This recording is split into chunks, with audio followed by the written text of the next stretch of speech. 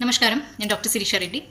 ప్రధానమంత్రి ధన్ యోజన పథకం కింద ఏవైతే ఖాతాలు తెరవబడ్డాయో వాటిలోని జమలు 3 లక్షల కోట్లకు పైగా దాటింది ఏప్రిల్ 8వ తారీఖు వరకు. ఆశ్చర్యపోవాల్సిన విషయం ఏమిటి అంటే బిఎల్ఎస్ ఈ సర్వీసెస్ సర్వే ప్రకారం డాటా ప్రకారం 2024వ సంవత్సరంలో 52 కోట్ల ఖాతాలు అధిక సంఖ్యలో తెరవబడినాయి. 2024వ సంవత్సరము ఏప్రిల్ నాటికి 55 కోట్లకు పైగా ఖాతాలు తెరవబడ్డాయి. అదేవిధంగా 2026వ సంవత్సరం ఏప్రిల్ నాటికి 58 కోట్లకు పైగా ఖాతాలు తెరవడం జరిగింది.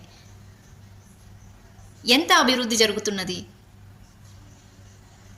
మన గ్రామీణ అర్బన్ భారతదేశంలో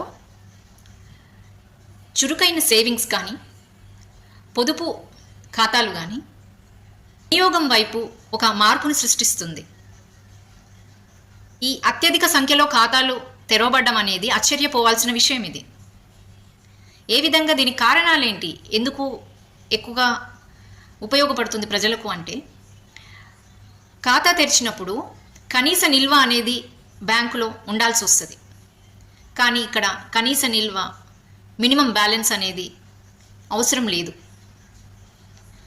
సెకండ్ థింగ్, ఎమర్జెన్సీ ఉన్నప్పుడు మనకి 10,000 రూపాయల డ్రాఫ్ట్ మనకి అవసరానికి వాళ్ళు ఈ ప్రయోజనాన్ని మనకు కల్పించడం జరుగుతుంది. అదేవిధంగా రూపే కార్డు ద్వారా మనకి ప్రమాద బీమా పథకం 2 లక్షల వరకు మనకి వాళ్ళు పొందుపరచనున్నారు. అంటే ఏదైనా ప్రమాదం జరిగినప్పుడు మనకి రూపే ద్వారా 2 లక్షల అమౌంట్ని మనకి అందజేయడం జరుగుతుంది. అదేవిధంగా ఎవరైతే ఆ ఖాతాను ఉపయోగించకుండా ఉంటారో వారి ఖాతాలని మూసివేయరు, అవి తెరుచుకొనే ఉంటాయి. వాటికి అన్ని సర్వీసెస్ ఫెసిలిటీస్ కానీ ప్రొవైడ్ చేయడం జరుగుతుంది.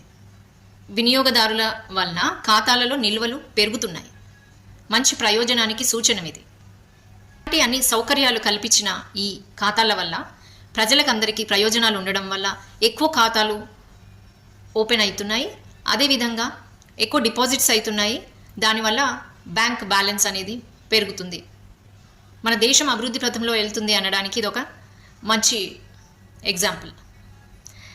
జై శ్రీరామ్. నమస్కారం.